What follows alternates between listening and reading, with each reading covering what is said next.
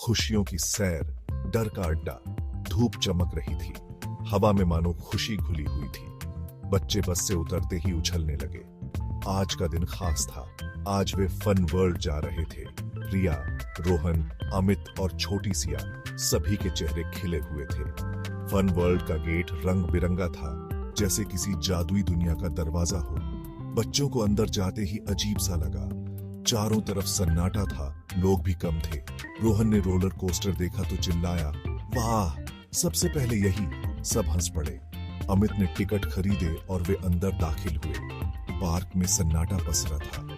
कुछ सवारियां चल रही थीं, लेकिन उनमें लोग बहुत कम थे। धीमा और अजीब सा संगीत बज रहा था। फिर भी बच्चों ने ध्यान नहीं दिया। वे तो मस्ती में डूबे थे। पहले वे रोलर कोस्टर पर गए, फिर ब्रेक डांस और फेरिस व्हील पर। हर सवारी में वे अकेले ही थे।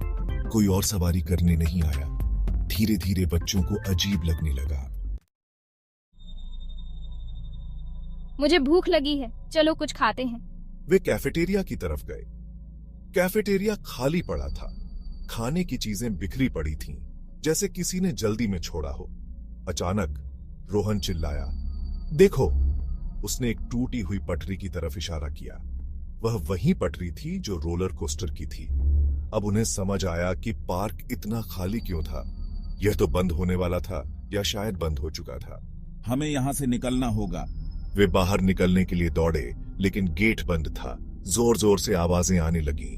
हवा तेज हो गई। बच्चों के दिल डर से धड़कने लगे। ये आवाजें क्या हैं? कोई है यहाँ? कोई जवाब नहीं आया। केवल अजीब सी आवाजें गूंज रही थीं। कभी हंसी की आवाज आती तो कभी किसी के रोने जैसी। बच्चों के रोंगटे खड़े हो गए। वे एक दूसरे से चिपक गए। हवा में ठंडक बरह गई थी। अब उन्हें एहसास हुआ कि वे अकेले नहीं हैं। उनके आसपास कोई था, कुछ ऐसा जिसे वे देख नहीं सकते थे। बभूत, यहाँ भूत है। उसी समय एक झूले ने अपने आप चलना शुरू कर दिया। उस पर कोई नहीं था, फिर भी वह तेजी से ऊपर नीचे हो रहा था। बच्चों की चीख निकल गई। वे भागे, जितनी तेजी से उनके पैर चल सकते थे। वे भागते रहे, बिना रुके, बिना थके। उन्हें समझ नहीं आ रहा था कि कहां जाना है, कैसे बाहर निकलना है। हर तरफ अंधेरा छा रहा था। केवल कुछ झूलों की रोशनी में उनके आगे का रास्ता दिखाई दे रहा था। अचानक रोहन ठोकर खाकर गिर पड़ा। उसके हाथ से सिया का हाथ छूट गया। लेकिन अब रास्ता बदल चुका था। वे खुद ही नहीं समझ पा रहे थे कि कहां जा रहे हैं। चारों तरफ भूतिया झूले ही झूले दिखाई दे रहे थे, जिन पर डरावने चेहरे वाले लोग सवार थे। S2 media carousel with ghostly figures riding, haunted carousel spinning with eerie music. Siya, Riya चिल्लाई। वे वापस भागे और सिया को खींचते हुए फिर दौड़ने लगे। थक हार कर बच्चे एक जगह बैठ गए। वे पूरी तरह से घिर चुके थे। उनके पास रोने के लिए भी आंसू नहीं बचे थे। अब हम क्या करेंगे? अमित ने बेबसी से कहा।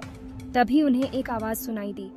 बच्चों, आवाज धीमी थी लेकिन साफ थी। इधर आओ। बच्चे धीरे से उस आवाज के पीछे चल पड़े। उन्हें एक छोटी सी झोपड़ी दिखाई दी। झोपड़ी के अंदर एक बूढ़ी औरत बैठी थी। उसके चेहरे पर एक अजीब सी मुस्कान थी। तुम कौन हो? रिया ने पूछा।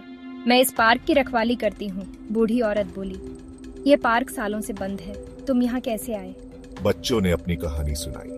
बूढ़ी औरत ध्यान से सुनती रही, फिर बोली, तुम लोग बहुत खुशनसीब हो जो जिंदा हो। यह पार्क भूतों का अड्डा है। बच्चों के होश उड़ गए। भूतों का अड्डा? क्या सच में? बूढ़ी औरत ने उन्हें बताया कि कैसे यह पार्क एक हादसे के बाद बंद हो गया था और तब से यहाँ किसी की हिम्मत नहीं हुई कि आए। लेकिन हम यहाँ से कैसे निकलेंगे? रोहन ने पूछा। सुबह होने वाली है, बूढ़ी औरत बोली।